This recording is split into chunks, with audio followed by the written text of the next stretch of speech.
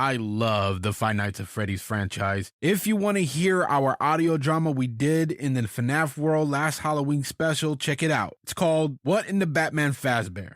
Okay, it looks like he's ready. Listeners, we take you now to Grover's Mill, New Jersey with Alex Hopper.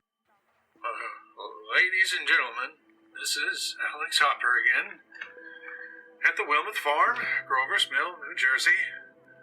Professor Pierson and myself made the 11 miles from Princeton rather quickly. Well, I hardly know where to begin. To paint you a word picture of the strange scene before my eyes, like something out of a Marvel movie. Well, I just got here.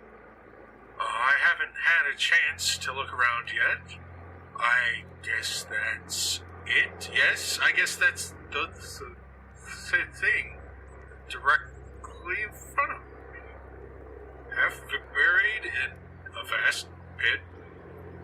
Must have struck with terrific force. The ground is covered with splinters of a tree. It must have struck on its way down. What I can see of the object itself doesn't look much like a meteor. At least not the meteors I've seen. It looks more like a huge cylinder. It has a diameter of, what would you say, Professor Pierson? What would you say, what is the diameter? About 30 yards. About 30 yards.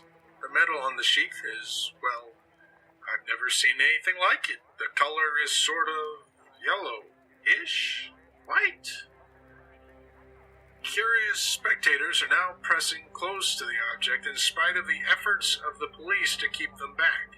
They're getting in front of my line of vision.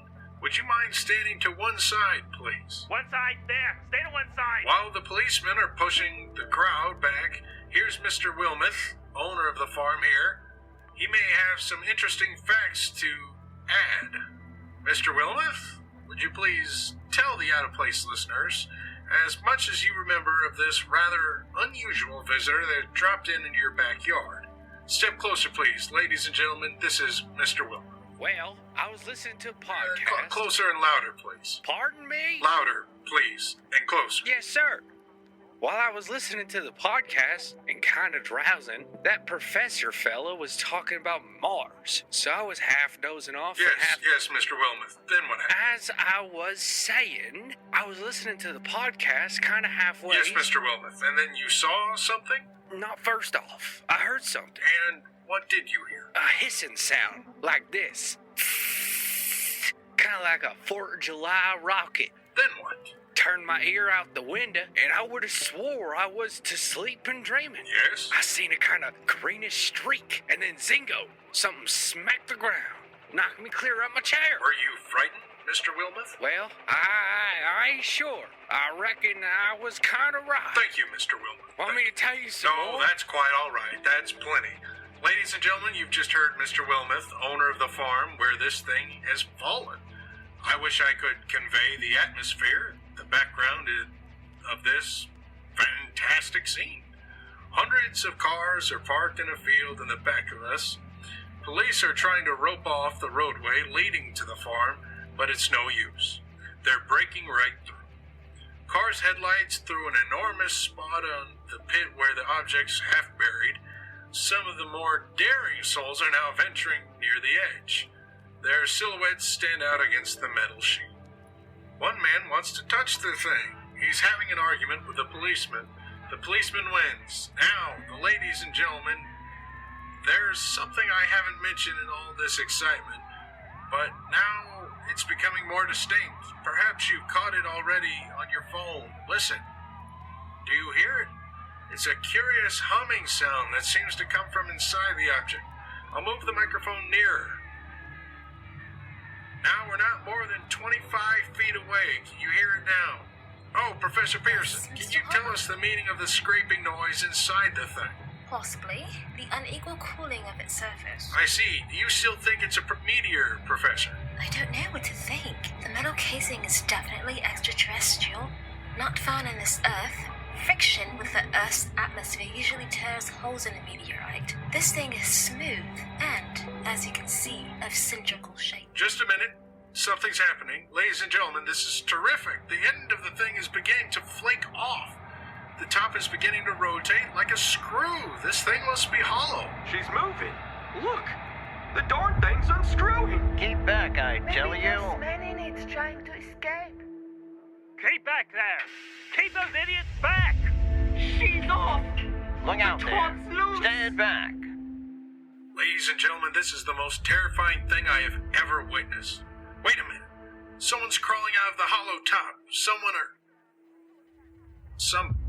I can see peering out of the black hole 2 luminous discs. Are they eyes?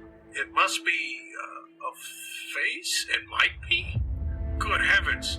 Something's wriggling out of the shadow like a gray snake. Now it's another one. And another. They look like tentacles to me. There, I can see a thing's body. It's large. Large as a bear. It glistens like a wet leather.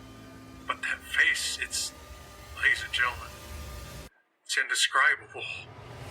I can hardly force myself to keep looking at it. The eyes are black and clean like a serpent.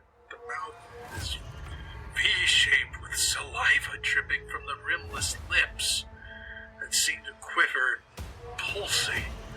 The monster, or whatever it is, can hardly move. It seems weighed down by possibly gravity or something. The thing's raising up. The crowd falls back now. They've seen plenty. This is the most extraordinary experience. I can't find words. I'll pull this microphone with me as I talk. I'll have to stop the description until I can take a new position. Hold on, will you please? I'll be back in a minute.